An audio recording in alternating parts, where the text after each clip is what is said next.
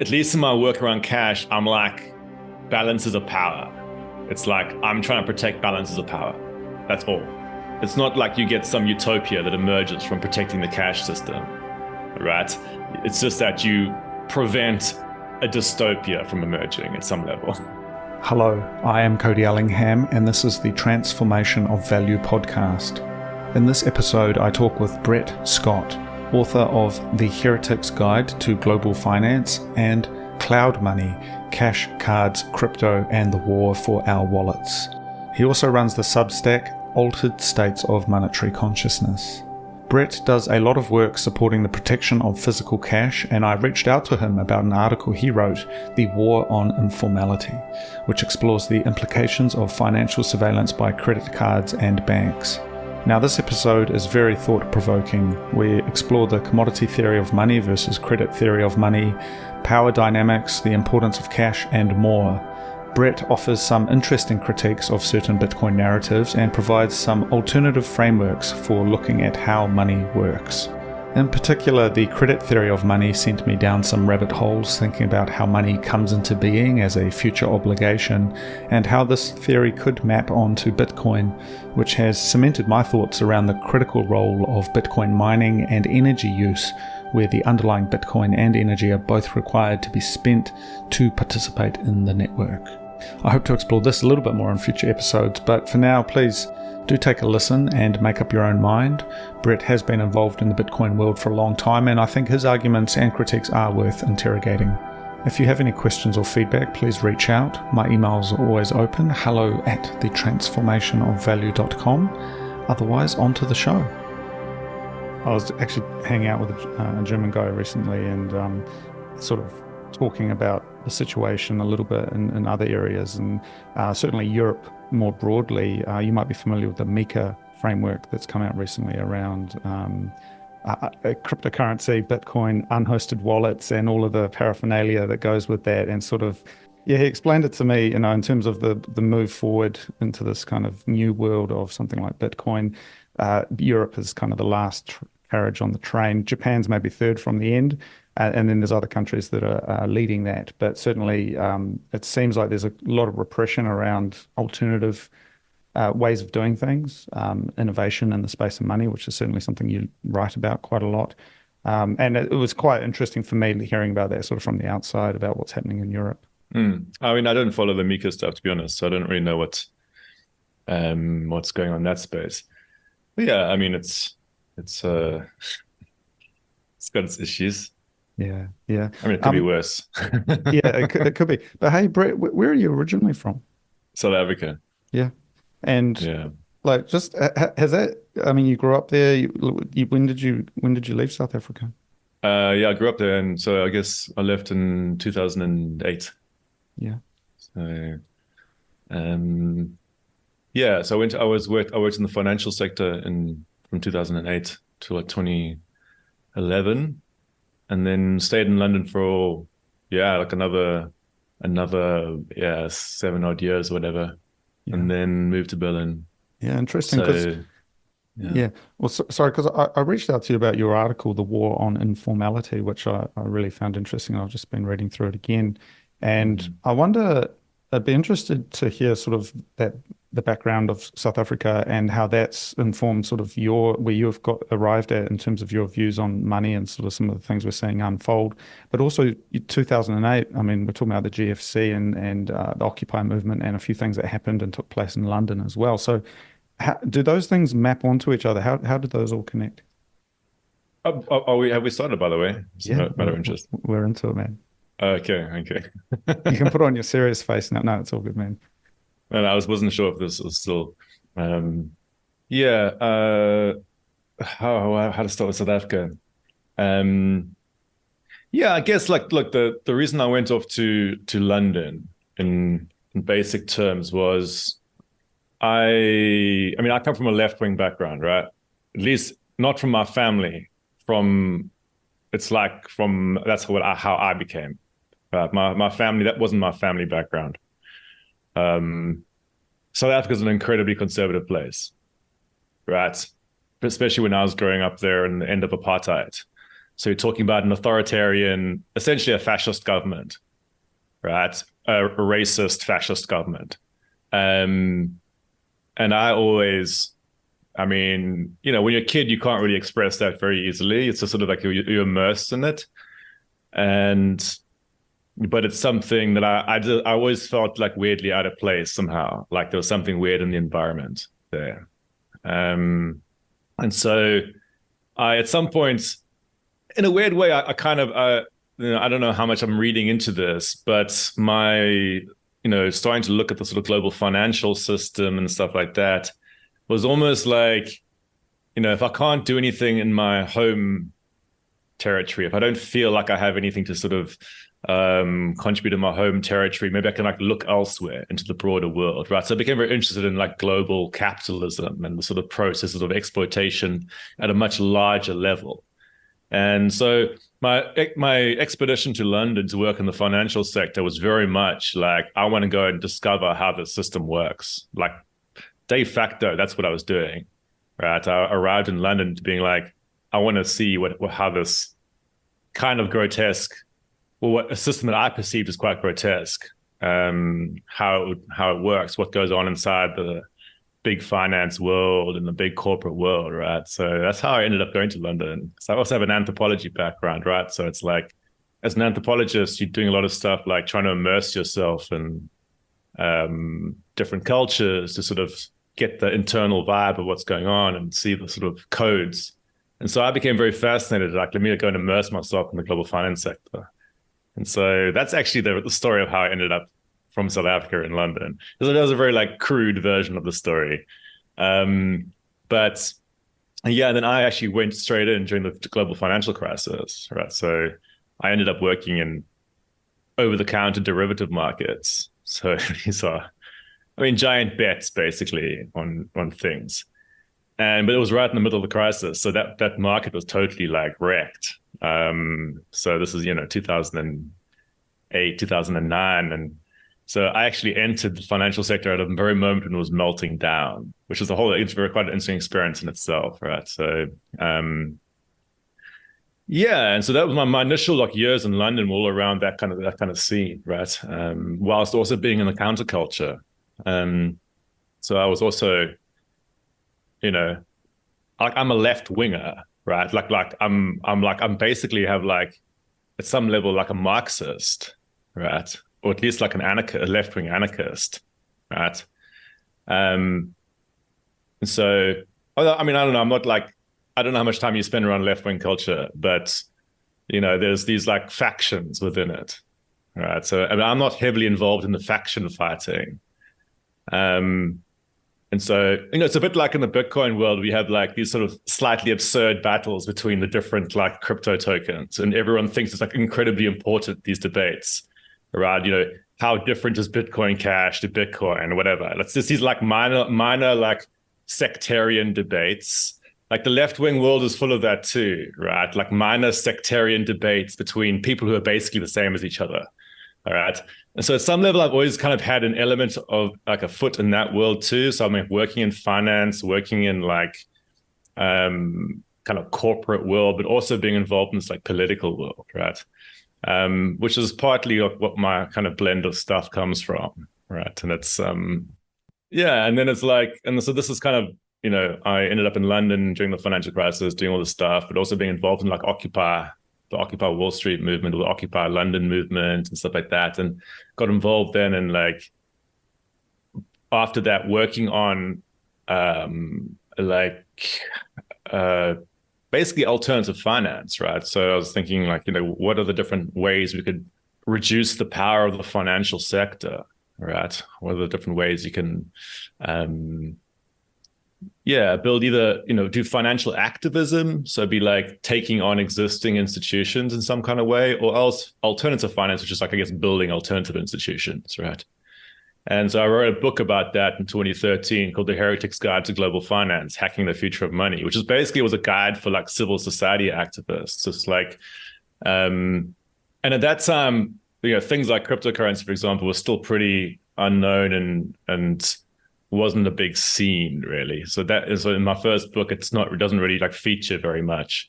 I mean, it features like a little bit.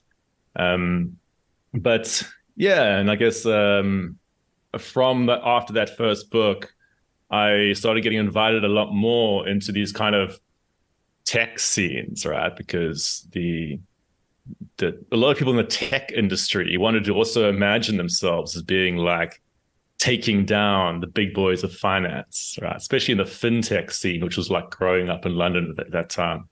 So I started getting invited into the fintech scene, right? And I think, you read this article that I did. It's what you contacted me about, this War on Informality article, right? And in that article, I'm tracing how, a lot of these like fintech players and stuff started off with this like rebellious narrative that they were somehow like democratizing finance.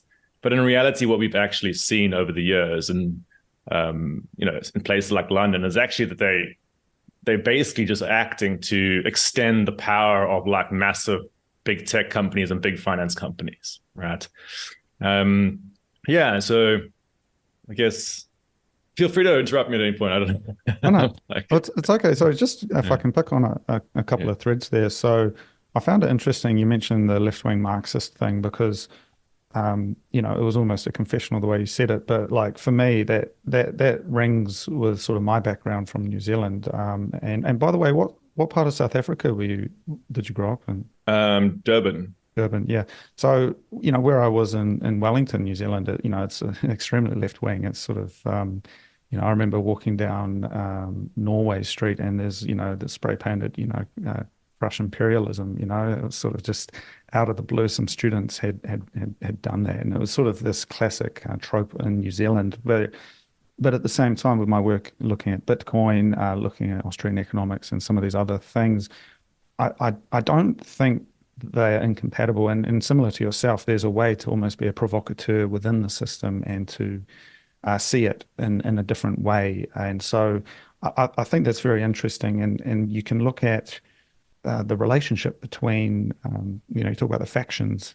And I think I would probably characterize it more within Bitcoin specifically. I think other cryptocurrencies are, a waste of time, but within Bitcoin, there is a lot of infighting. What is Bitcoin? What is the right way to do things? Sure, yeah. And there's a free market for ideas there, which is, Bitcoin is what people choose it to be. So it's sort of but the process of going through that, what updates get made to Bitcoin, ultimately it rejects certain things and those fork off and fail generally, or always fail. And then you've got the thing that continues, which is Bitcoin. And so it's sort of, we often think about the capital B and the lower B Bitcoin, the network and the technology. And I think that's quite connected here because you talk about these, Revolut and these kind of fintech startups that sort of try and put the middle finger to the man. But at the same time, they eventually get co-opted necessarily by being within the spectrum of global capitalism and kind of corporate capitalism as we see it. So is that just an inevitability that if you're working within the paradigm of modernity, of corporate capitalism, that you will be captured at some point? I mean, it's a strong tendency. Yeah, I mean, there's a few threads there. I could say stuff about the connection between Marxism and Austrian economics, because actually in the money world, they actually kind of sort of semi-agree with each other. I don't have a Marxist position on money for the record. But that's like, we can park that to the side as a esoteric debate. But the fintech world, and yeah, I mean, like when I'm looking at one thing, my sort of structural political economy Marxist-y stuff does is when you're analyzing economies, you don't assume that individual actors really have any power, right? Like, this is something that like libertarians really struggle with. Like, and of course, if you're in the Bitcoin scene, you're going to hang around with a bit of libertarians, right? Like, libertarians have got this really weird sort of like, I guess like methodological individualist position, right? They kind of believe that that individuals somehow determine systems at some level. Whereas, in a structural political economy analysis, you look at like vast systemic forces that are much more powerful than individuals, all right? So, entrepreneurs in the fintech scene in London, for example, they'll have these like heroic self-images and narratives they tell themselves. Like, oh, I am out here, I'm going to take on the global financial system and my startup is going to do it, right? And then at some point, there's an almost evolutionary process in the system where if they don't mold themselves to the needs of the system, they basically get destroyed, right? So the ones who succeed will be the ones who are the most prepared to adapt themselves to the systemic forces that emerge from a market, right? And this is what partly gives the sort of like cognitive dissonance to the entrepreneurial scene, right? Because at the one hand, they'll have this sort of self-image of being heroic individuals, right? To be like, they'll kind of like want to believe that they create things and if they weren't there somehow, this thing wouldn't exist. So let's, for example, take like in that article I mentioned, like Nutmeg, which is this like automated investment manager in London, which they used to hang around the scene I was in, right? And Nutmeg was like, we're taking on the banks, we're going to democratize finance, and they all like looked cool and stuff, right? And in their mind, they had this whole like, we're a heroic team that's going to like take on the big boys, right? If you go to London now, Nutmeg's been bought by JP Morgan. It's been subsumed as a kind of powerless unit within it. The CEO has been paid off and he's now on like gardening leave, right? Because he's basically sold out. So they're owned by the banks that they then claim that they were going to take down, right? And the thing is like, in some ways, like if Nutmeg hadn't done that, they would have gone bust at some level, or they would have like faded away, right? So in an almost evolutionary sense, they were like, and this starts to sound a bit too determinist for me at some level, right? But you can see how the heroic entrepreneurial narrative at some point pivots, or some point like molds into like, oh, well, we were always planning to actually like, get incorporated into JP Morgan, right? And so like you'll find this happens a lot in these scenes where the sort of the narrative of the entrepreneur slowly shifts as they sort of start out with this rebellious story, and then later they kind of like become sensible, as it were, right? And they start being like, well, actually, it's much more impactful to be part of JP Morgan and so on, right? What's really going on there is that in a large scale system, if you're not following the systemic forces, it's going to be much harder for you, right? So if Nutmeg tries to go it alone, they're going to be relatively disadvantaged, right? So it is possible that they can do it. It is possible to stand against the systemic forces, but it's much harder, right? You even see this in the crypto scene, right? Early crypto people had all this heroic, rebellious narrative constantly. I would watch them sell out one by one, right? It's firstly like started with them like moonlighting as consultants for like corporates on the side, right? So all the kind of crypto entrepreneurs would be like, yeah, well, we have our crypto startup, but then we're also going to like, go and like do some consultancy for KPMG or something to tell them about blockchain 2.0 or whatever it is, right? And then eventually they all just started collaborating. A lot of them just started collaborating with the powers that be, right? Because they can make more money like that. And then actually so you can kind of like slot into the system in an easier way. But there are some people in the crypto scene who kind of like rebel against that, right? Like it's kind of interesting, for example, like maybe I'm just riffing too much here, but like Jesse Powell from like Kraken, for example, like he kind of tries to like make an effort to sort of keep up the political purism of his like libertarian position in the face of like global capitalism. Yeah.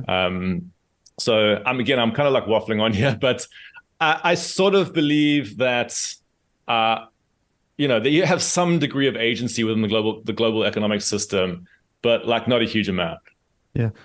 So just taking that point, you talk about crypto more broadly. I mean, I'm interested in there's a certain layer that you can zoom out to a certain point, and this is sort of where I've arrived at, where you can see broadly what I call the impact of fiat, and this is sort of anything that touches the existing financial system. It eventually succumbs to these evolutionary pressures you talk about, and you start to see it. And I had some notes here. You might be familiar with the corporate Memphis art style. The way they talk about things, the kind of the gentrification of revolutionary rhetoric. They use imagery, they use marketing to make it seem hip and cool, but ultimately it all exists and is pocketed within this this framework, whatever, and I call it fiat, but there is something there. And in the same sense, and I'd love to hear what your thoughts are on the kind of the differences between something like Bitcoin and crypto, because for me, certainly there's a clear difference where the fundamental financial revolution that's taking place is the building of a new financial system upon Bitcoin, and crypto, more, quote unquote, which includes everything else, is everyone who's trying to make it seem like that. They're LARPing as punks, but then they go and work for KPMG to do a consulting gig on the blockchain and some smart contract bullshit. Have you got a position or thoughts on Bitcoin versus crypto and sort of? I mean, I'll be frank with you, I don't actually care about that debate at all. I think that's a debate you care about if you're like heavily in that scene, right? I mean, just like practically a lot of the people in the so-called, I don't make a distinction between those terms because in the early days, there wasn't a distinction between those terms, right? That became a thing later in the Bitcoin scene, is to sort of differentiate itself from Ethereum and all this stuff by like being like Bitcoin isn't crypto and stuff. But, I'm from an earlier generation of the crypto movement, so I don't really care in a way, right? Also bear in mind that lots of the people who then went on to become the so-called, the non-Bitcoin world came from the Bitcoin world, right? And so, yeah, but actually the KPMG consultants often were Bitcoiners, So yeah, so I don't have a particular part of the reason for this is I just don't have the same monetary theory view as the vast majority of people in the crypto world, all right, of which Bitcoin is part, right? So when I'm categorizing things, I don't use the same framework, all right? So for example, I remember getting dragged to the Bitcoin Cash conference in Tokyo, where the very first one was called Satoshi's Vision, right? And this was a point where Roger Ver who was originally Bitcoin Jesus, right? In the early days of Bitcoin, he was this guy who was like going around like evangelizing, and he was like this like libertarian dude, and like he was a pretty straightforward libertarian character, and so he had this like initial heroic rise within the Bitcoin scene as being this like hero, and then he started to disagree, and there was this like fork that happened, right? The Bitcoin Cash thing, and they invited me to come along to speak there because I was doing a lot of work on the protection of physical cash, right? And they wanted, in a sense, like somebody to come and talk to, because they wanted to be like, we're the cash of the Bitcoin world, right? And maybe you can come and talk about, like which is more money like, Bitcoin Cash or Bitcoin, right? Because in their world, there was like, we are the money of the Bitcoin world, whereas like the hardline Bitcoin maximalists, they want to create this like investment or something. But to me, I was like, you guys are all the same. You have exactly the same structure. The only things that your differences are these like minor things on like how fast the tokens can move, which is not a structural difference. It's just like a kind of superficial difference, right? The actual difference in monetary systems is like, what are your tokens, right? Are they weird like commodity like collectibles, or are they like IOUs, right? Like credit money. Right. So that's my background. So a large part of, Bitcoin, Dogecoin, Bitcoin Cash, Ethereum tokens, all of those things in some ways share a common feature, which is that they all basically abide by commodity theories of money. All right. Which is why in my head, I don't often make a distinction. I'm like, well, you all basically have the same paradigm, regardless of the specific differences that you have within yourselves. But if you are immersed in that paradigm, you start to perceive the incredible large differences between yourselves, right? Because you sort of take that for granted. But for me, I don't, right? Whereas I, for example, would look at stable coins and I'd be like, I will categorize those differently. I don't even see those as being part of the crypto world, right? I'm like, that's a monetary system that's connected to the banking sector, right? That's not even in the same category at all. So I think that's why I don't find the internal battles that happen inside, Bitcoin versus crypto stuff. I don't find them very interesting or convincing, because I don't think they really help very much in terms of like, they don't say much to me in a way. Does that make sense? I'm not sure. No, it does. Thank you. And look, that's a really interesting perspective, and appreciating that you were involved with this in the early days and you've seen these things unfold. And I think certainly there's something to be said about the situation where we're at today, and sort of some of the narratives that have evolved and come to light at where we're at today. But coming back to the money piece, so putting, the crypto, Bitcoin stuff aside for a moment, you talk about the commodity theory of money. And I guess when I'm reading, your writing here around the war on informality and all of that other stuff, I mean, Yeah.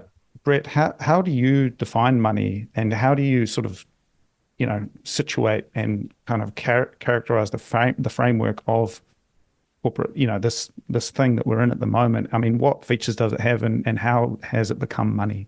Yeah. So money, I mean, at a very, very generic level, a system of economic network access tokens.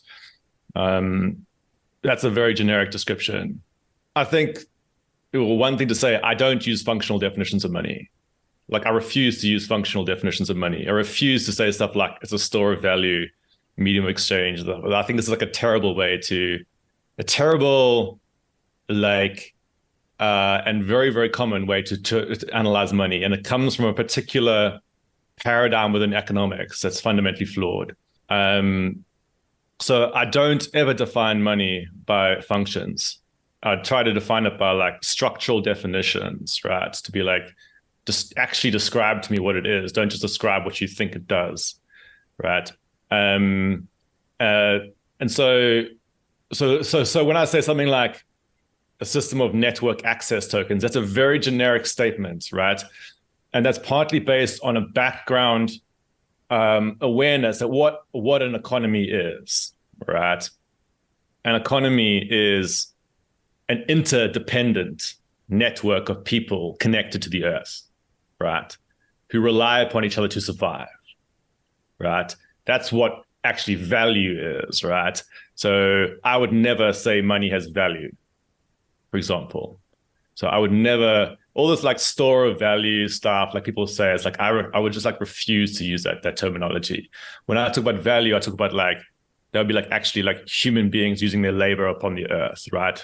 And then money is a system in a sense that, let's say, large scale economies co-evolve with money to create these very large scale networks of people who are interdependent, right? And those units of money in that context are these access tokens to other people's labor, essentially, right? I could go deeper into that, but there's more specific elements of like what those access tokens end up being, right? So there's different accounts of how you can create network access tokens. So in our current system, the network access tokens actually take the form of credit instruments issued out by at least 3 layers of issuers, being the nation state, the commercial banking sector, plus a whole bunch of third tier players like PayPal and the stablecoin people. So they're all based. So I see the monetary system, the issuers of those units in tiers. So I have a vertical dimension when I'm thinking about money and a horizontal dimension, right? So the vertical dimension is money issuers, people who push money out and pull it back in, right? And there's a particular logic to the vertical dimension of money, right? It has its own logics that actually operate slightly separately to the horizontal dynamics, which is like when we are passing money between ourselves, right? So a horizontal money, when I say the term horizontal, I'm like, I actually have visual imagery in my head of like monetary systems. So I'm imagining like a landscape with people on the ground, okay? So this is the traditional imagination of money. People are being like, well, I pass these units between ourselves on the ground, right? That's the horizontal dimension. But the vertical dimension is like the issuers that loom above you, and they push money like down into you and suck it back up again, right? That's what the issuers are doing. So the logic for the issuers is slightly different to the logic of the users of the currency, right? And this is what like credit theories of money train you to think like, right? It basically means that there's different logics operating within monetary systems that start to intersect, right? So Yeah, that's a kind of a very like large sort of broad way of describing it. But then within that, there's like, different not only different layers of money, but also different instantiations of it. So, for example, I write a lot about the protection of the physical cash system. The physical cash system is a layer one form of money in physical form. All right. You also have layer one money in digital form. And then we have layer two money, which is like the commercial banking sector, which is what the so-called cashless systems are, right? So that's how I'm thinking about this stuff, right? Yeah, do you want to maybe dig into that? Yeah. So no, that's really interesting, and I find it interesting. You talk here about you don't define money by functions, but by structural definitions, and I would love to learn more about that, because I've been reading your other piece here, Intro to Economic Life, Creatures on a Planet, which is right, yeah. talking about, basically, we're all just a network of people, praxeology on Earth doing stuff, and that is, that is the economy. It's not a thing that you measure or cut up or run formulas on. It is the network of humanity. And there's some interesting things there. You talk about this horizontal layer, these kind of channels between human actors. And, you think the money, for example, paper money, South Africa, Zimbabwe, places like that, the way that value can be extracted off of the paper itself. And so the artifact, the instantiation of that in reality of a $1 million Zimbabwe dollar or whatever, it doesn't maintain that value. It gets sucked off vertically due to some of the machinations of these higher tiers, and that's a really interesting effect, because it's not the same as any other goods. That what other good does that happen to, where the value can be virtualized away and sort of evaporated away? I mean, I wouldn't place money in the. I wouldn't say it's a good, right? Like, so if you said something like money's a good, it means you've got a commodity way of thinking about money, right? And most people do. 99% of people in the world are trained to think about money as a commodity, even when they know it's not, right? So, and this is actually quite a big problem if you're in the Bitcoin scene, right? Because not only in the Bitcoin scene, but like everywhere. But it's a particular problem in the Bitcoin scene because if you're interested in like how to design like a system to take down the existing system, you have to be very aware of commodity ways of thinking about money basically just like hamper you so badly. I'm willing to put that to one side for the conversation. So we take away the good, it's because there is an argument, that, as you say, it's a common belief that is a good. It should trade on a free market just like any other good. But if we take this network approach where it's an affect of the network, it's a token that is used within this network, and it has different physical forms. So this, if we talk about the history of money, the history of economics, is this kind of, we're talking about centralized layers here. We're talking about central banks, commercial banks, these kind of institutions. Sure. How has that operated historically? I think maybe, like trying to recount the history of money is not something you can easily just like do. But so maybe it's worth like sketching a few like dualisms or like a few sort of like binaries that are useful to just like have some awareness of, if you're interested in like so at least from my perspective. So like dualism one, I'd say or like a commodity mindset to money or an orientation versus a credit orientation, right? And this, when I say this applies to any form of money you're approaching. So when I say a person like has a commodity orientation to money, I'm not saying that they literally think money is a commodity. It's like a metaphorical model that's in their heads playing out while they try to analyze money, okay? So you can apply a commodity mindset whilst analyzing non-commodity money. And similarly, you can apply a credit mindset whilst analyzing commodity money. Okay, I'm sure that makes sense.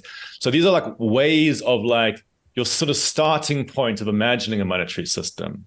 So one of the classic things that's going to happen if you have a commodity style of thinking, which, as I said, most people do, is your sort of background way you imagine the economy is as a whole series of individuals with things.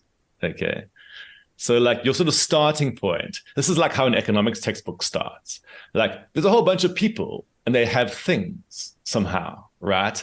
So, and then it's like, oh, now what do? They're going to have to try and like trade these things, right? It's incredibly like anachronistic. It doesn't like this has never actually existed in any like human economy. You don't just find people with things suddenly, like, but it's a thought experiment. It's like these like solo individuals who've somehow produced stuff and then they're trying to exchange. It leads then to a certain type of mentality where you're imagining them trying to like convince each other to exchange somehow. And this is why you get this like idea of like money being a kind of value. You sort of try to like induce somebody to give you something by handing something else of value over to them, right? This is where like theories of barter and stuff come from. It's this commodity mentality, right? But it basically starts from an incredibly unrealistic perspective of an economy. You're imagining solo people with stuff, right? And this is where my anthropological background comes in a lot, right? Because like actual economies throughout time never start like that. Actual economies are always interdependent groups of people who can't really survive apart from each other, right? So most early economies are not held together by some weird commodity money. They're held together by systems of informal credit, reciprocity, codes, right? Like so where people have like basically lines of credit with each other, right, in some informal sense. And that's you sort of is a sort of starting point of analysis, right? And so when you look at an economy, a lot of like the ways when there people are sort of, if you ask a person like how does a modern economy like what's going on, they do have a fantasy that what's going on is that like you have to sort of like convince people to trade with you and stuff, and you have to sort of like, but in reality this is not an option for most people. If you don't trade, you will die. Yeah, you can't survive unless you trade, right? yeah. So it's not like an optional thing. It's not like a voluntary act. It's not like something that you have to convince other people to do, right? Money is not required to like make a case to somebody for like why they should give you something. If they don't accept the money, they're going to eventually like die. Yeah. Right. Because you're in it. So this is what a credit style of thinking becomes, right? Where like you have that background awareness that actually human societies, you can't exist apart from each other, which then gives you a particular way of thinking about money, right? Because once you drop the idea that money like has to sort of like convince people somehow through its apparent value, like it changes your analysis, right? So if I was looking at Bitcoin, for example, I'd be like, for it to actually operate as a monetary system at some point, it would have to lock itself into that situation. It would have to become the thing where if you do not obtain it, you eventually lose access to everybody else, right? So right now, that's not the case with Bitcoin. Bitcoin right now operates as an object priced within the monetary system. It doesn't operate as the actual monetary system. Right. So if I was doing a kind of like workshop on like monetary design, I'd be like, how would you take that object that you have, that cryptocurrency? What would you need to do to actually make it into the network access token? So I mean, I'm kind of maybe get complex right now, but no, this is good stuff, man. So speaking of that, you might be familiar with David Graeber, Debt, the First 5,000 Years, talking about sort of... I'm very familiar with David Graeber, yes. Yeah. So I thought that was an interesting take, and it sort of shits on the idea that, barter somehow was the thing, and it never was. It was this idea that you owe someone a favor for them helping you out, and it comes back to praxeology, human action, helping out your neighbor, just keep kind of keeping score. And that is his theory around the emergence of that, of money. And I mean, coming back to something you said earlier around if we look at structural definitions, and there's this kind of meme going around that it's like the purpose of a thing is what it does. And it sort of sounds a bit silly, but it really is important. And I think we may be, talking to Bitcoin in particular, we may be coming into a new space where there's maybe certain narratives or certain visuals that are used to talk about Bitcoin, but actually the way it is being used in reality, that you can't turn away from that. There's the expectation and the kind of theory of what it could be, but then you look at how it is actually being used. And Sure. it Yeah, is, yeah, yeah. it is. I think of sort of a cultural hegemony here, where it's a legacy system, and then there's this kind of other thing that is available. And it's one possible reality is that it's never used by the mainstream, and it exists purely as an alternative system for people who don't want to be in this other thing that we've talked about. This kind of global fiat corporate Yeah, system. yeah. If I don't want to be part of that, I didn't have any other real options. And this is something you talk about in the War on Informality. How do I tip the street busker Yeah, yeah. without using MasterCard? Cash is one option, which we can talk about as well, but Bitcoin is another option, and then he can then use that Bitcoin how he pleases. So it's sort of Yeah, yeah. I mean, there's a situating few it. things going here though, right? So okay, just to zoom back. A lot of my work is around how do you protect the balance of power in the existing monetary system? Okay, so I mentioned, forget about like moralistic, takes on Yep. whether you like the system or not, right? Like, it's like, if you're going to have that system, you better prevent the most toxic elements coming out, right? So when I'm trying to protect the cash system, what I'm trying to say is I want to, because the existing monetary system has all these different players in it. When people say fiat money, it's a bit of a meaningless statement. There's at least like 5,000 issuers of like a currency in a particular, in all these different layers, right? And the state is just the first layer, right? Then you've got the commercial banks, you have all these other players. So it's an ecosystem of currencies, right? So the British pound's an ecosystem of different players are issuing different types of tokens at different scales, in different forms. And I'm interested in how you maintain a balance of power within that ecosystem. So when I'm trying to protect the physical cash system, I'm saying, so I'll have these like phrases like cash is the public bicycle of payments, whereas your Visa and MasterCard are like the private Uber of payments, right? And you want to maintain a balance of power between the bicycle and the Uber, right? That's all within the fiat system, right? But I'm interested in how you keep that balance of power between public and private, physical and digital within that system, right? Now, the crypto world, especially now I'm saying crypto, when I say crypto, remember I'm coming from earlier, before all the like pedantic battle period of the blockchain world. So to me, I just sort of generically use that term.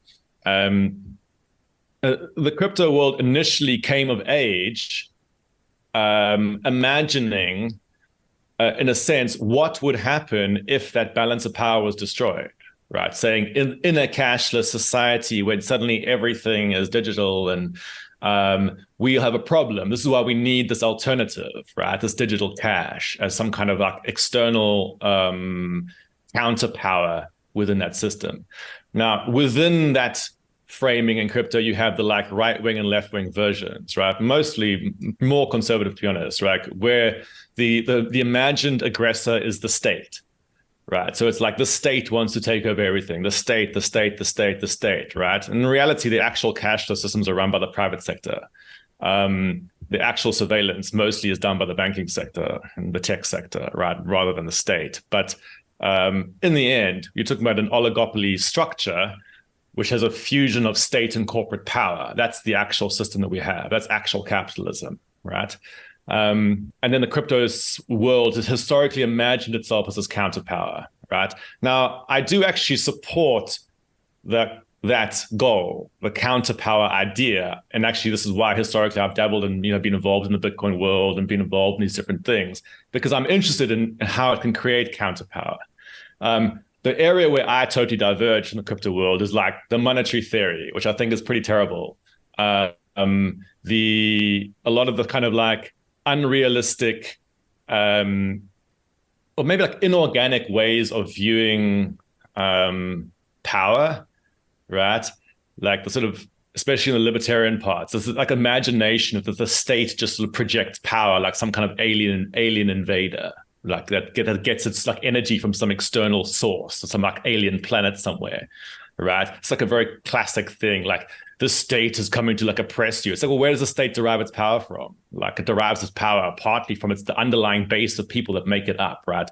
Like it doesn't derive its power from an external power source. So there's a lot of like weird conflicted narratives going on in the crypto scene, which has historically been why I end up getting classed as being like a crypto skeptic at some level, because I kind of like get irritated with the sort of the rhetoric within that world. But in terms of like the sort of real politic of global finance, I find it useful that the crypto world has developed itself as a partial counterpower. But one of the things I like reject is the idea that it's actually separate to the existing financial sector. If you look at how the vast majority of like, Bitcoin, any crypto tokens, they're actually fused into the existing system. So when I'm analyzing something like Bitcoin or Bitcoin Cash or whatever it is, right?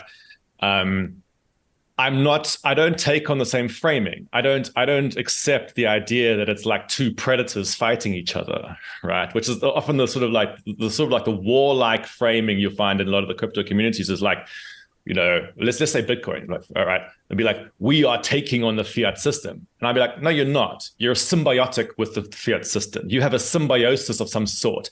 It's quasi-parasitic, quasi-mutualistic. You both use each other, right? The ecological metaphor to use is not like like a lion fighting a tiger or a shark fighting a crocodile.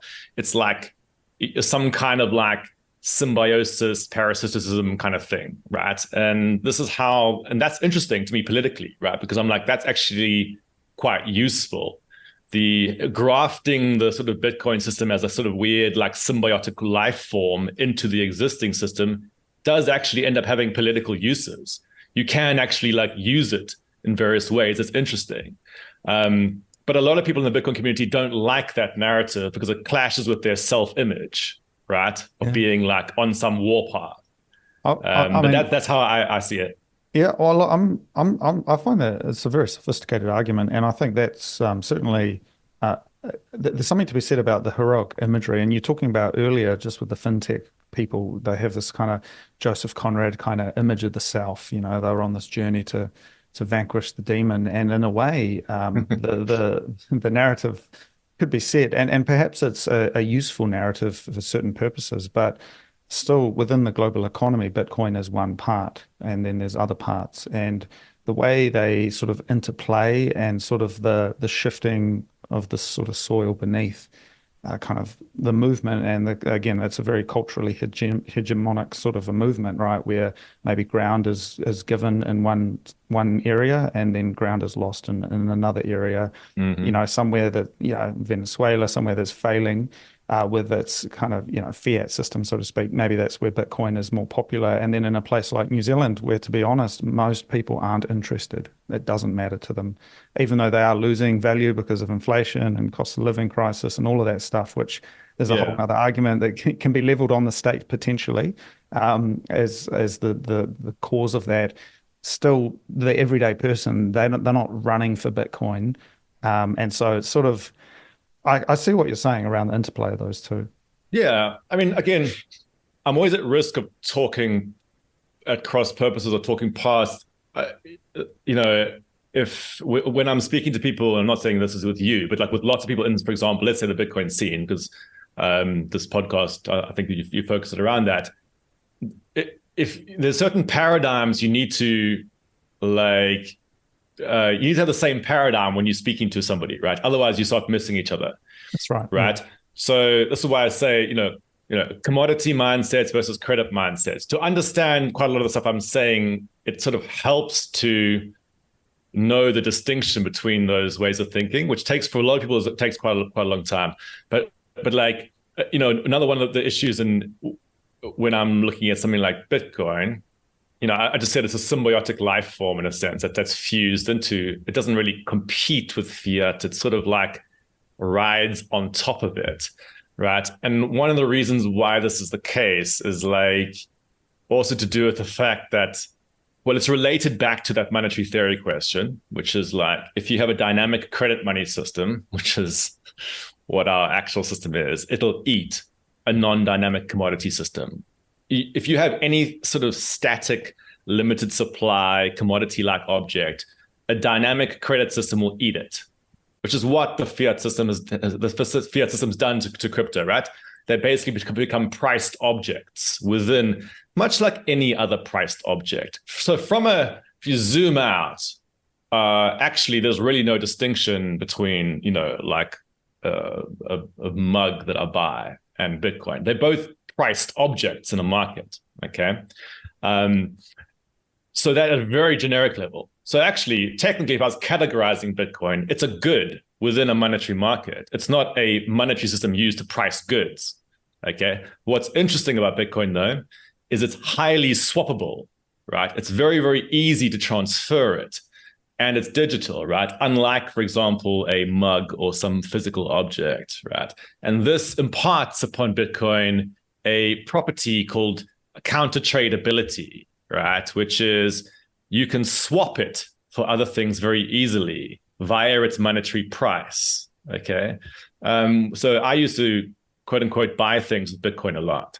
I was never actually buying things with Bitcoin. What I was buying things were with what I was using its resale price to buy things, right?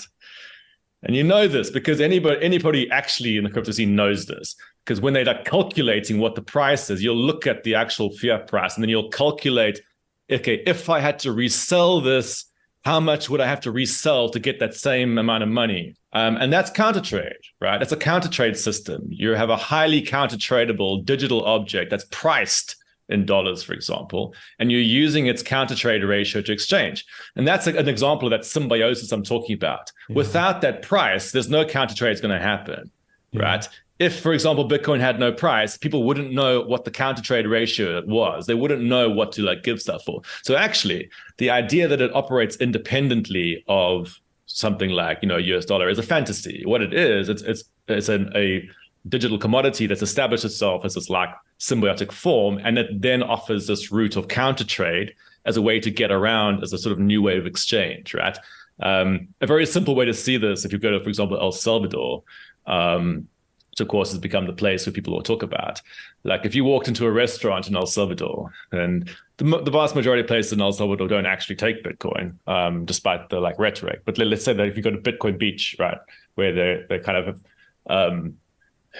do that. If you go to a restaurant and you look at the menu, let's say they've written it above the bar somewhere, they're not going to write it in Bitcoin, right? Because they know it's a counter trade object. It's not a monetary system. What the actual price is US dollars, right? That price stays fixed as you sit eating your meal, right? Let's say it's $20 for this meal. It's going to stay on the menu. It's not going to change during the time of your meal. But the Bitcoin, quote unquote, price will change, right? Because what they're doing is they're saying, how much Bitcoin would you need to sell in order to get $20, right? Mm. And so they calculate that constantly as the global speculative market changes, which means the actual money being used isn't Bitcoin, it's US dollars via a counter trade object, right? So that's how the whole system works, right? So when I'm looking at Bitcoin, I'm like, it's not competing. It's not competing with the US dollar. It's using the US dollar. It's like a strange symbiotic life form that's actually like finding interesting ways to get around it, right? Yeah. And actually, you can do that with many other objects beyond Bitcoin. You just said, for example, you said about inflation. I used to work in inflation derivative markets in finance, right? And inflation. So we used to work a lot with big pension funds and stuff who wanted to hedge against inflation. And inflation is the loss of power in your monetary access tokens, right? So they can command less and less over time, right? And when you're approaching a big fund to say like, how are you going to protect against this loss of power? There's different approaches. So like historically, what the kind of things we were selling were like inflation derivatives, which are like bets that will compensate you if there's a loss of power. But the traditional approach is you get out of money and you buy a object that you hope will go up in monetary price over time, right? You'll buy land, you'll buy shares, you'll buy something that isn't money, all right?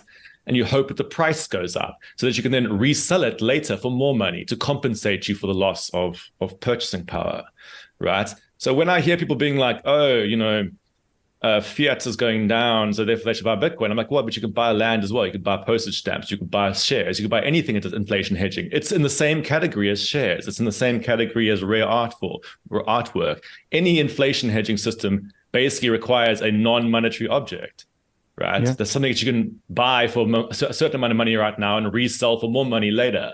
So, like I'm always like fascinated by this mentality where it's like, oh, this is somehow not in the same category as buying like, an index fund or something.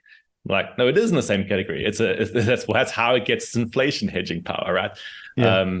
Anyway, to tail this off here, this is why I analyze Bitcoin as being this like very highly counter tradable, non-monetary symbiotic form, rather than this like thing that's like competing with the monetary system.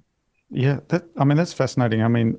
We talk about sellability as well. So, that its ability to become money is a lot easier than the mug or, the other thing. It's, as you say, highly tradable as a counter trade system. But something I just wanted to pull on there. So you talk about a dynamic money system will always consume a non-dynamic system. And I wonder if we can look at the relationship between that and something historically like a gold standard or something where at the end of the day, everyone moved off of a gold standard, of a hard money standard, onto a dynamic system around about the same time. And that just that was an emergent thing. Maybe there were decisions made, but it all just sort of seemed to happen. Is that connected here where the ability to change the dynamics of the monetary system was more important, more valuable than fixed? Yeah, I don't claim to be a definitive expert in the history of every element of every era of money, right? There's been many different changes. And just to just reiterate this thing about commodity orientations versus credit orientations. Having a credit orientation to money like I do doesn't mean I don't believe that forms of commodity money exist. It's just like when I'm analyzing them, I'm thinking about them in a different way. Right. So yeah, there's often been, commodity-like forms that end up in monetary systems, but that's not necessarily what drives the logic of those systems. Like people aren't necessarily using those systems because they like see the inherent value, right? Actually, gold's a really good example of this. Like early examples of gold, people like have no idea what the value of gold is. It's like a piece of metal. Like how are you supposed to know you don't even know what to do with it. It's not even at all apparent that it has some obvious value. You even find this in Adam Smith, like he's talking about the conquistadors. And admittedly, Adam Smith is not a very good example of like some definitive expert on he was using poor data a lot of the time. But he talks about these the Spanish conquistadors arriving in South America. And they're like fiending for gold. They're like obsessed by gold. But like the indigenous people are like, these guys are crazy. Like, what's wrong with it? Why are they prepared to literally like give the amount of stuff that we would only accumulate in a year for this like metal that basically only our like leaders like to have around as like jewelry, right? And the reason is that they're not analyzing the metal, right? The metal is stuck in a systemic structure back in their homeland. Like that, so they're not really interested in like what is the quote unquote intrinsic value of the metal, right? It's not that's not what's driving the system. So this is what something like a credit money mindset starts to help you like think about, right? So yeah, like one of the interesting things with commodity, like quote unquote commodity money systems, is that sometimes they're used to constrain the human imagination. Right? Or to create this like illusion that our monetary systems are somehow like determined by geology or like God or something, right? Some like natural force that exists outside of human institutions. So the gold standard in some ways is a kind of like vast illusion where you're sort of pretending that what determines your monetary system is like the arbitrary geology of gold, right? Which is like some star explosions happened, eons ago and deposited a certain like element in the earth. And like this should somehow determine the liquidity in our economic system, right? Which if you think about it is a kind of absurd. Like why, if you were trying to survive on a planet as a being, would you arbitrarily link yourself to like a geological deposit as your means of survival, right? So like human societies make choices to sort of arbitrarily limit themselves through imagining they're constrained by something like gold with their monetary system, but they can change it at any point. This is what happened. To be like, why are we doing this still? Why are we engaging in this charade that we need to have somehow have gold? Let's just like drop it, and it carries on working, right? Yeah. And so this is like there's a whole politics to the use of commodity-like objects to pretend like you don't have monetary sovereignty, right? And so but you know, in reality, in the background of these systems, there's huge like political decisions being made, and so like these gold systems, which are imagined to be commodity money systems, actually are often fiat systems. Yeah. Well, right? Sorry, just pulling on that. So I agree, and in the sense that I mean, value is subjective, right? And so the native Indians and the people in South America, they ultimately the gold was worth less to them than the goods that were being supplied. And I mean, this is it could have been muskets in the case of New Zealand. It could have been anything. Land for muskets was the classic one here. And I'm looking at this though, and I'm thinking, how does the power dynamics play out? Because I think that's something we can maybe come to as well, because this is all connected. Because ultimately, in New Zealand and South America, these different places where a different the thing that won out was the people who wanted the gold. They had the power. And so looking at it from that perspective, because I do agree around this, and I'm running both scenarios right now as we talk around the credit theory and then also the commodity theory, and just trying to see how they fit together. Is it possible that the kind of the power dynamics of sound money, coming back to that, is actually going to win out in a physical world? In reality, the people who are able to accumulate power are the ones who are using this better form of money within the global system, if that sort of makes sense. So, I'd say no. But that said, the reason why, I don't see Bitcoin as being like gold for a start. So I would reject the underlying premise that it's like the new gold. But actually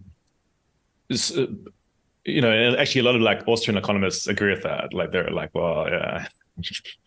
There's a certain like subset of Austrian economists who think Bitcoin is like gold, but by no means is that shared across hardcore Austrian economists, right? And I'm definitely not an Austrian economist. I think the Austrian economics view of money is like atrocious. But that said, I respect. There's internal differences within that world about whether Bitcoin even resembles gold, right? And so. But, having said that, I would say, like, in the history of capitalism, there's different moments where different types of monetary systems can work out, right? So actually, maybe in like the 18th, 19th century, capitalism expands by having this like pseudo stability of the pseudo commodity imagination of money, right? Like it creates a certain kind of like imagined stability in the system, and that can actually be very good for a business environment at a certain point in a system. But that doesn't mean that carries on forever, right? Because capitalism is a dynamic system. It doesn't stay the same. So actually at some point, this is why the charade broke down at some point. It was like, we sort of supposed to be moving gold around international trade, but why? Let's just stop doing it, right? And the system carries on going, right? So hypothetically, even if, for example, there was some like hyper Bitcoinization event or whatever, like, which I can't logically see how it works exactly, but let's imagine it happened. It would by no means stay like that, right? It might stay like that for a little bit and then like revert back, right? So there's no end stable point in a dynamic system. Like and the question becomes is like, to what extent is a system like Bitcoin, for example, able to actually deal with the dynamism of the economy, right? Like it's not necessarily structurally very good at it. So in my analysis, I'd be like, then you shouldn't try to do that. That's not your niche strength. The niche strength of something like Bitcoin to me is it's a symbiotic counterpower form that exists with the existing system. It doesn't ever replace it, right? I think it's a much more realistic and probably more politically useful vision. Yeah. right? Rather than engaging in these sort of weird abstract imaginations of like how it would replace the existing system, because it's like, I don't think it has the capacity to do that. And even if you, again, to look back at those gold metaphor, the gold things, the gold system didn't exist in isolation. It wasn't just gold, right? Gold is like one element of a gold standard system. It's not like everybody has some universal perception of like gold's value. It actually operates in symbiosis with a whole bunch of fiat dynamics, right? So even the so-called gold standard has large fiat components to it, right? It's not like you switch from gold to fiat and you switch back to some new digital gold, right? There's always symbiotic forms going on, right? And so I think it's useful to break away from those like sort of pure imaginations of these like stable systems. I'm not saying you're doing that, but I certainly see that tendency playing out in lots of debates about, I mean, especially in the hardline maxi communities of Bitcoin, which admittedly I no longer take part in. Look, man, and I appreciate that. And that's part of, again, I think we do have similar backgrounds in terms of that, what we've studied, where we're from. And I think that's where I'm trying to go with this show is, as close as possible, observe the transformation of value. What is money? These kinds of questions. And sorry, I mean, we talked about that earlier in terms of the definitions and the functions, but I'm really interested in taking on new perspectives, and you've really shared a lot about that today. And I guess the idea that it is it's kind of a counterculture within the world, where if you want to buy stuff without anyone knowing, if you want to send money to somebody without the government seeing, it serves a niche role there, certainly, and it is able, it's able to transact value in ways where, for example, we've seen with the war in Russia and the SWIFT network being cut off. If you want to send money to your family in Russia, you could send them Bitcoin. And does that role? I mean, that is a function, right? And so that is, I would like to be able to do that if I was in that situation, to send money to my mum, And so that is certainly different to our hyper Bitcoinized kind of golden orange future. Yeah, exactly. But so running with the counterculture model, and this is again connecting to your writing around punk culture, kind of the revolutionary rhetoric and how it gets gentrified. I mean, do you see a role for these kind of modes of transmission of value without barriers, without state intervention, without KYC and that? I mean, how do you see that? Yeah, look, I mean, okay, so again, if I'm zooming out and I'm doing this like balance of power analysis, as I mentioned earlier, despite my quibbles with the sort of rhetoric internal to the Bitcoin world, which I often find just really problematic, beyond that, it has this counterpower role, right? It's this counter trade system that's symbiotic and operates in sort of operates on the margins, right? Which is actually very useful. My concern when I've been doing, because my a large part of my work involves, again, this protecting of the cash system. One of the problems I have found is when, for example, people say to me, "Oh, well, don't worry, Bitcoin solves this." I'm like, that's not true. For the vast majority of people in the world, like, asking them to use a volatile digital commodity rather than the cash system is just not realistic. It's also not very fair, right?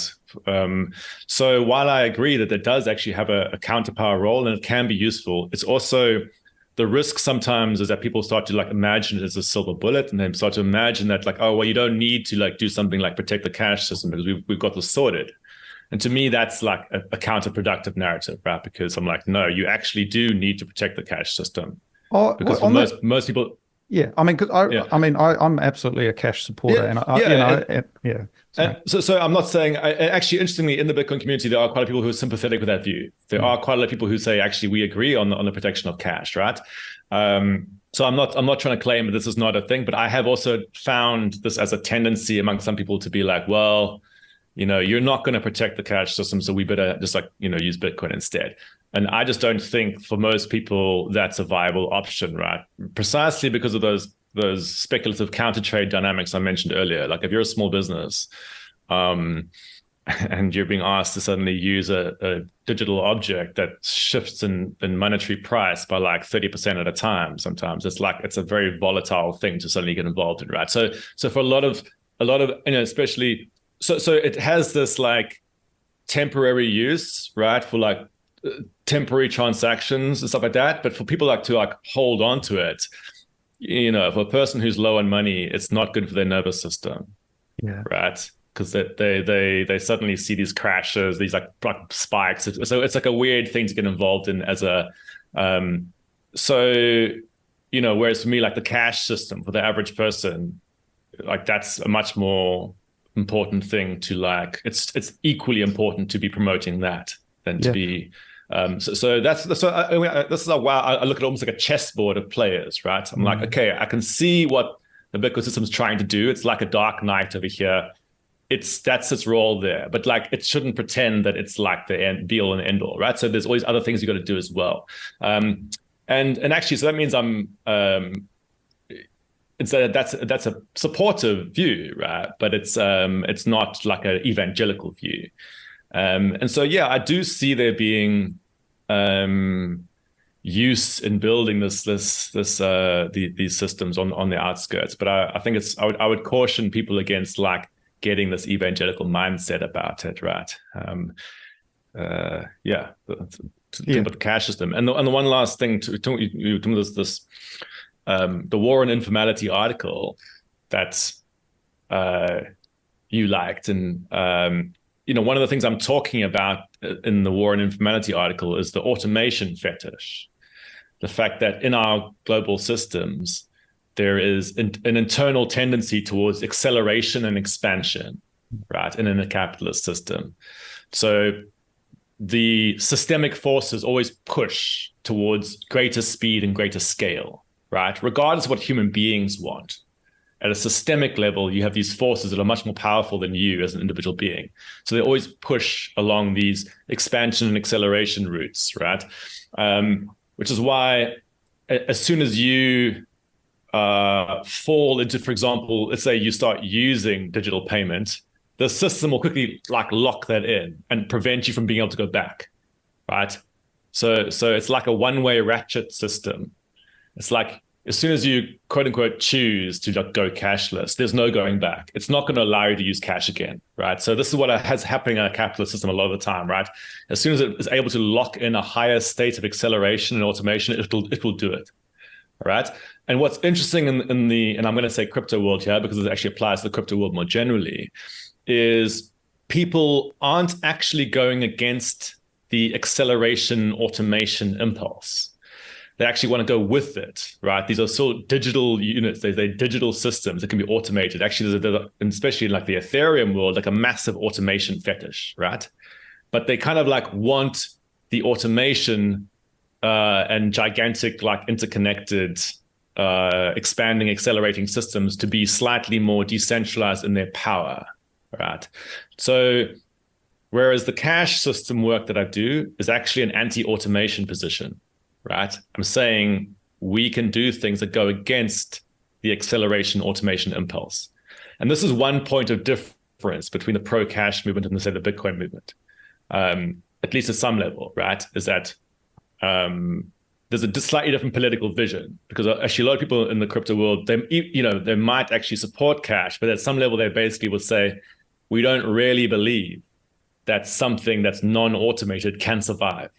Therefore, we'll have to make this digital one, right? Whereas I'm like, I believe that something non-automated can survive, and not only survive, could actually become more important in the future.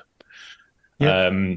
Well, sorry, Yeah, I mean, on that note, and I mean, I agree in the sense that, I mean, cash is really it really is important, and I've seen that firsthand. We had major flooding in New Zealand last year, and for a while, or for a couple of weeks, there was no power, there was no credit cards, no EFTPOS, none of that stuff, and cash had a premium on it. And you see in the informal economy, it plays a really important role, and there's been a huge attack on it, certainly in New Zealand. I often think of the Yeah, sort yeah. of, again, we'll come back to Wellington, an extremely left-leaning city, capital of the country, and you've got cafes that don't accept cash, and then you've got people who don't have bank accounts, and they are unable to participate in Yeah, yeah. that transaction. And so I see that certainly as a problem. I see them, however, the cash and the Bitcoin thing. I mean, they're kind of two tools in the tool set. That they're two Yeah, pieces exactly, on exactly. the chessboard. But there's bigger kind of challenge, this acceleration of payments, kind of the automation, the big data aspect of it's hugely concerning as well. Yeah. I mean, what are we aiming for here? Is there a political principle around your work more generally in terms of an outcome that you desire? Is it purely documentative? Like where are you sort of Yeah, I heading? mean, I just bear in mind when I'm sort of pointing out these differences, I'm Yeah, mostly doing it for like categorization reasons, yeah, right? Because it's like I think there are political similarities between, say, for example, a cash position and a Bitcoin position, but there's also differences, mm, right? And as mentioned earlier as well, like within the Bitcoin world, there's imagined difference with crypto, but actually there's also similarities between Ethereum and Bitcoin. There's similar things going on. So I'm often trying to pick out where the points of difference and similarities lie, right? Um, so as a political impulse, I do believe that like the broad world of decentralized technology tends to accept at some level the overarching trajectory of acceleration and automation, but then says we should try to flatten the power dynamics within that, right? And then there's a whole bunch of differences between those people in that scene, right? But that's one point of commonality at some level, right? Um, I personally, that's not the kind of vision I would rather have a decentralized digital system than a purely centralized one, right? But I also want non-digital stuff. yeah. And I'm also, so I guess I have like this kind of like anarchist position at some level, which is, I don't think you ever get perfect systems. Maybe it's like an existentialist position. I don't know, really quite know. But at least in my work around cash, I'm like balances of power. It's like I'm trying to protect balances of power. That's all. It's not like you get some utopia that emerges from protecting the cash system, right? It's just that you prevent a dystopia from emerging at some level. Yeah. Like, right. So that's the political objective of the cash work that I do. At a broader level, though, I'm like politically interested in how you get people to believe that you can stand against the systemic forces of a capitalist system, or at least to come to terms with what they feel, right, about that. Because a lot of people don't believe they have any power in the face of the systemic forces, right?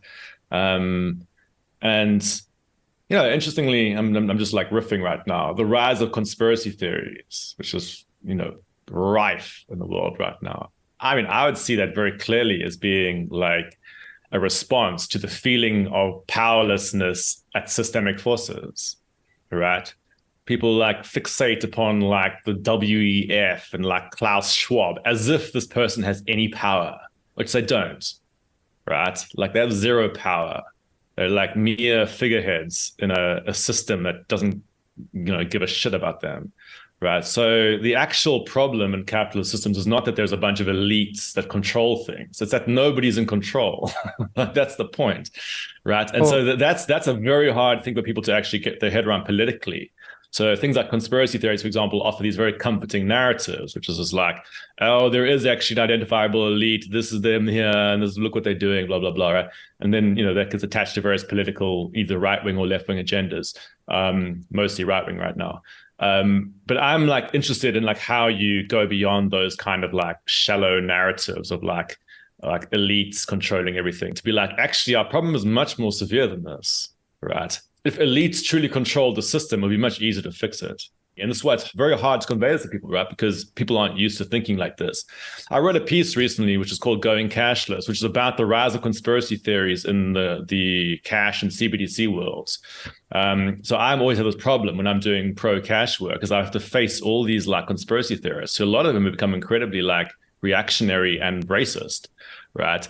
And this is related to the rise of quote unquote diagonalism, which is the sort of what some people call like right populism, the sort of movement that tries to believe that it's transcended like left and right politics. And the likes of Steve Bannon and so on have basically been orchestrating, trying to like promote this movement for a long time, right?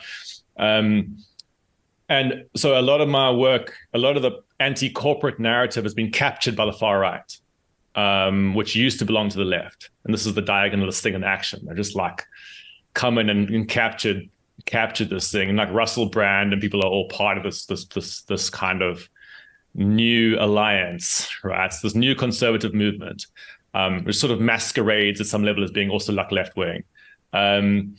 And so my work on cash is always a problem, right? Because I'm trying to do stuff to show that actually like protecting cash is a progressive thing to do. But you have basically this like incredibly conservative demagogues now who basically captured lots of that narrative, right? That it's like, a Jewish conspiracy or something to like enslave you or blah, blah, blah. There's the standard like conspiracy tropes. And so I'm finding it quite hard in trying to like hold that critical position in the cash world.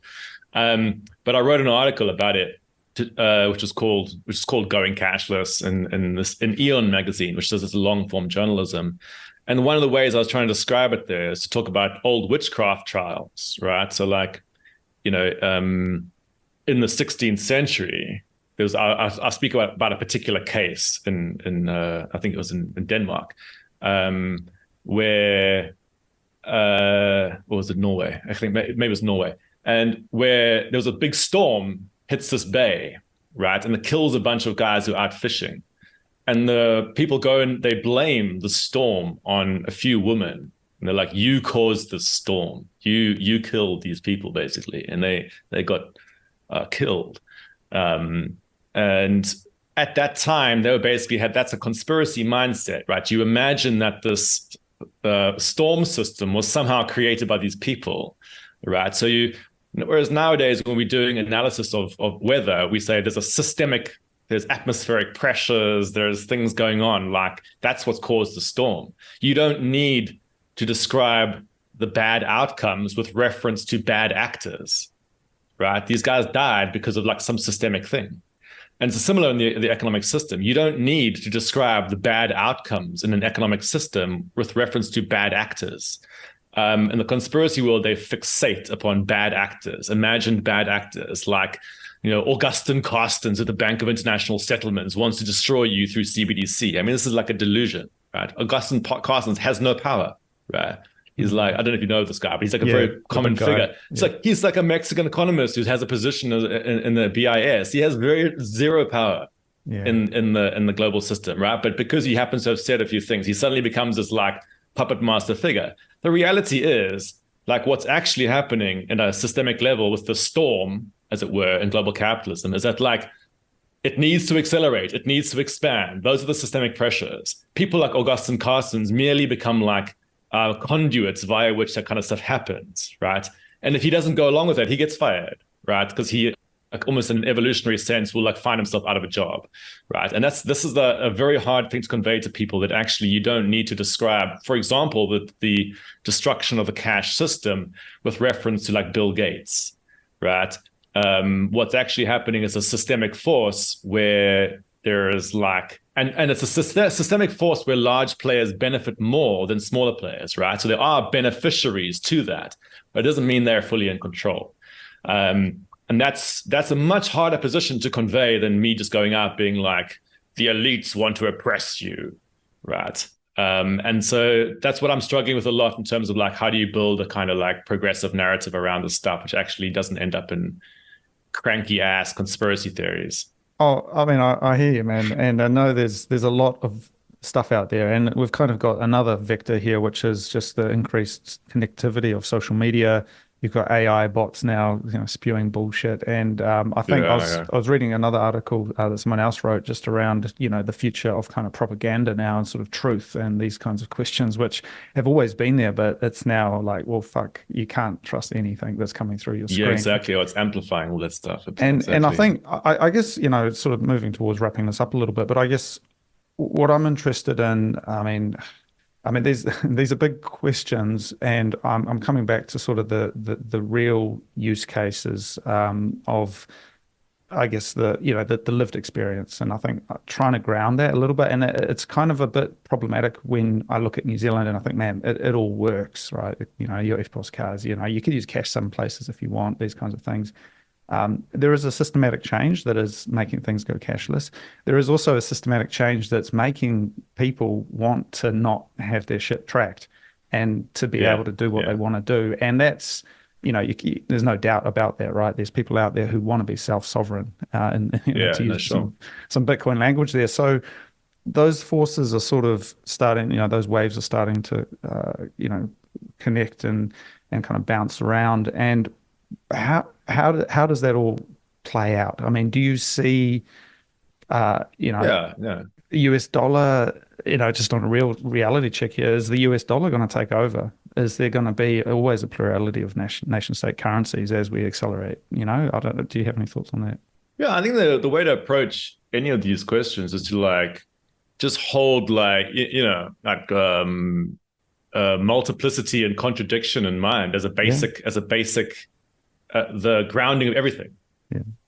Right. There's a terrible tradition in Western philosophy of seeking stability, object-oriented philosophy. It's and this is I'm getting very abstract right now, but it's a massive trend, a historical tendency in a lot of Enlightenment thinking. It's seeking out stable pictures of things, and then there's a change, and then there's a change, and then it becomes a new stable thing.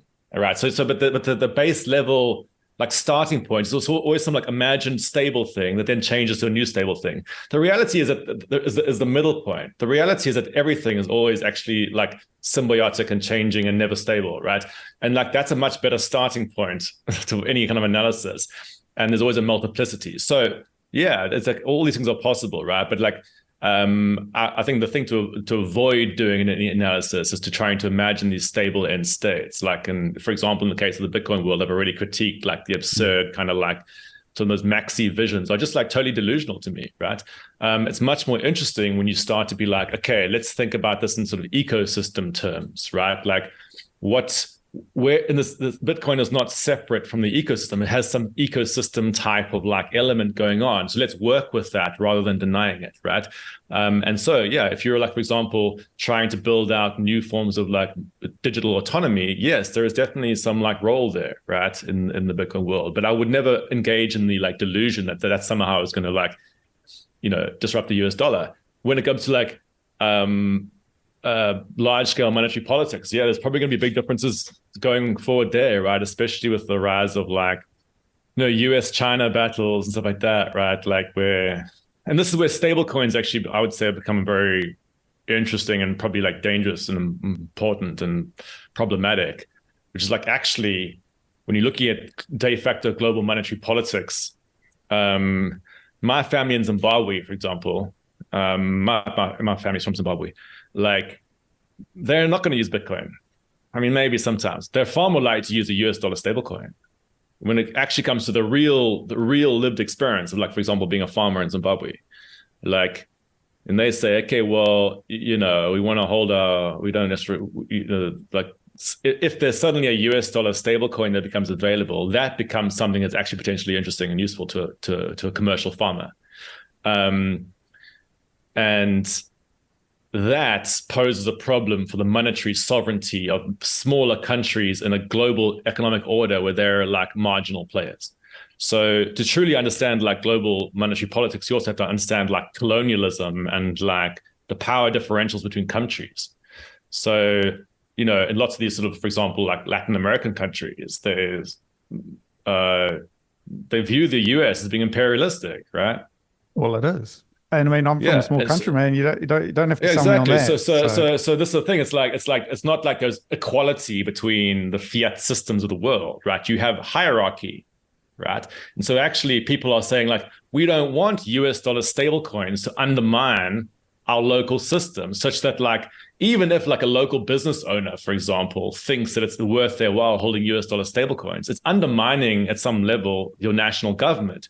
Now, if you're a libertarian, maybe well, that's good. You're undermining the national government. But it's well, then you're becoming subject to US imperial power. How is that better?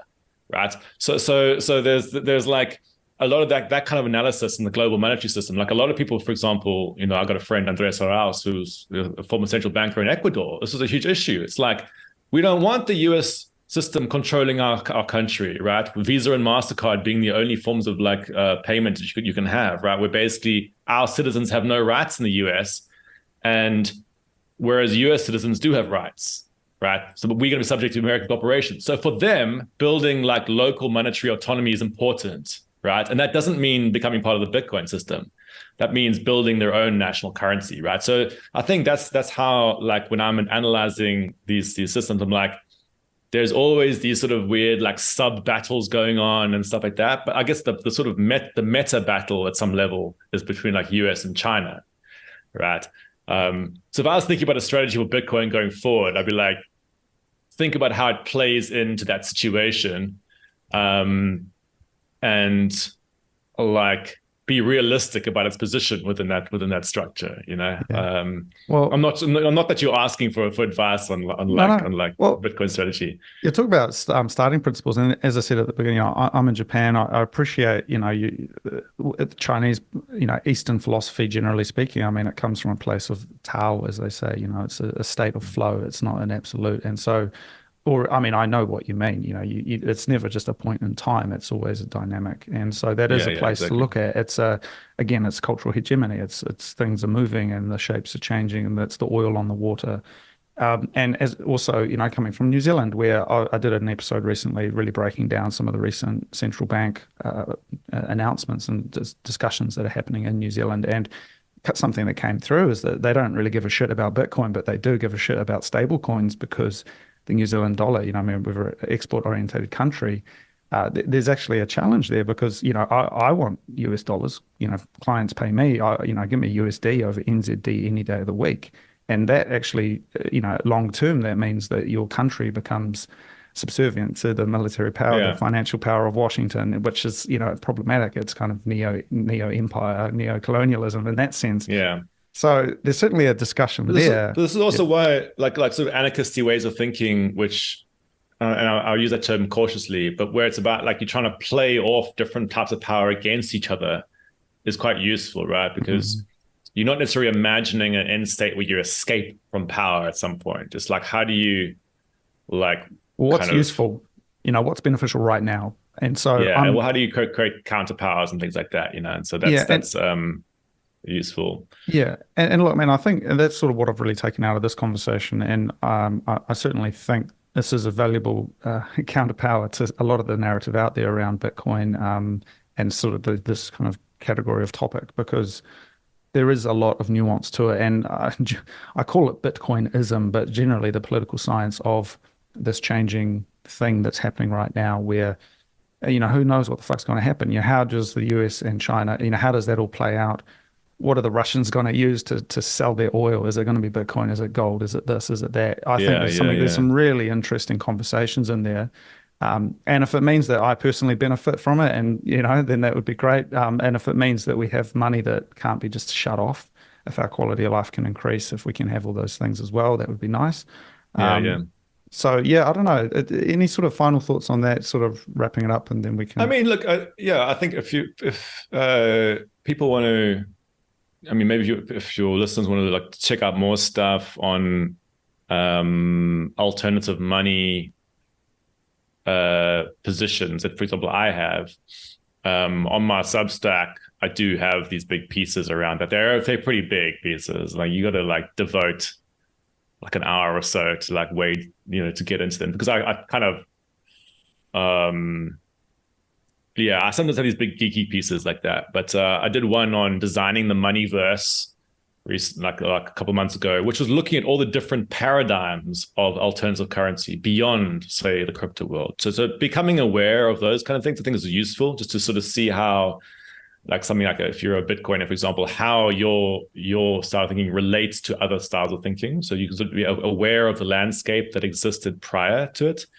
I have another piece called Zero is the Future of Money, which is about credit money systems as an alternative. And I do critique of Bitcoin in there. But again, like the I have this chessboard type of approach, right? Which is like I can see where the Bitcoin system sits in the overall picture, but then I'm advocating that we need to go beyond that to something different, right? So yeah, I think like being aware of all the different styles of alternative currency and the politics of them, I think is a really good thing. But then also being aware how all of those at some level are subsumed within this much broader system, right? So always analyzing them in relation to the much more powerful dominant systems, very useful for very practically useful, right? So like that's what good currency designers do, is they say like, let's realistically look at what ecosystem this new thing is going to be put into and how it'll interact with the main system. And that becomes very interesting once you actually take that mindset on, because you can start to get more, kind of more sort of practical about what you're doing. Well, there's and I'm picking up from your stuff. That's the kind of vibe that you have, right? So that's good. Yeah, well, I mean, they said to me on the first day at university in Wellington that by the end of this degree, you will all be Marxists. And so I've been inoculated against it. I've been through it. I mean, one thing I'll say is like I mean, I have a Marxist vibe in my overall analysis, but I mean, in my money stuff, I don't. No. Right. So actually, there's a whole other discussion which we haven't really had around like proper, the depths of like monetary stuff, which we kind of touched on a little bit in this conversation. But it is useful to, in some ways, Austrian economics and Marxism actually in a weird way agree with each other on money. Oh yeah, at some level as a commodity, right? Whereas like the actual monetary tradition I come from is much more like David Graeber, anthropology, credit theories of money, chartalism, stuff like that. Yeah, which is nowadays like the sort of most well-known version of that thinking in the US is the MMT movement. I'll actually be doing an MMT podcast later today. Oh, okay. But yeah, that's a incredibly powerful body of monetary thought. Yeah. Right. It gets vilified, but it's way more advanced than for example, Marxist monetary thought. Yeah, I'm very interested in MMT. Yeah. Yeah, and I think that's actually a very useful perspective to understand, because especially if you're interested in, weirdly, and again, I don't want to straw man the Bitcoin community, but there's a tendency in the Bitcoin community to like vilify something like MMT as being this like terrible state thing to like just, print money. But actually the MMT framework is a descriptive framework for understanding money, right? It has prescriptive elements that can be added on, but at base, it's a descriptive system. And it's related to this much broader tradition I spoke about, which is a credit thinking of money. I didn't necessarily think like, I wouldn't necessarily credit theories of money, but credit credit thinking, credit orientation. There's a certain like vibe about thinking about money. And I think it's super useful to learn that stuff if you are interested in commodity systems, right? Because it actually helps you to think about how you would make a commodity system work if you understand the credit theories or the credit like orientation. So I think it's really useful to understand those ones. And actually there's a bunch of financial traders, for example, who really love like chartalism and stuff, precisely because it gives them a massive edge when they're actually analyzing existing monetary systems. Yeah.